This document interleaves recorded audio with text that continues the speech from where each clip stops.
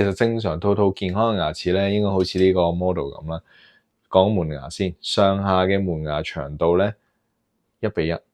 上邊幾長，下邊幾長啦。咁同埋最好咧係下門牙係喺上門牙嘅內邊，唔好話咁樣生咗出嚟倒球牙齒啦。呢個就門牙方面嘅。咁大牙方面咧，主人方面就難睇啲啦，因為好多時入到嚟咧，我哋真係要落個牙鏡咧，照入去 check 清楚究竟上下大牙比例會唔會係1:3啊、1:3啊，而個牙冠冇話尖咗或者長咗啦。咁通常如果有病嗰啲先講門牙啦，好多時就會見到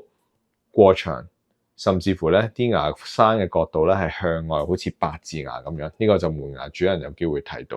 嘅。如果大牙真係過長嘅話咧，入到嚟我哋 check 到咧，咁好多時啲主人會見佢哋流口水啊，甚至乎如果你摸佢個牙骨咧，有機會摸到兩邊牙骨唔對稱，而佢唔對稱嘅成因咧，有機會係可能牙根倒生，甚至乎生咗牙瘡。咁呢啲都係牙齒方面主人可以多加留意嘅地方嘅。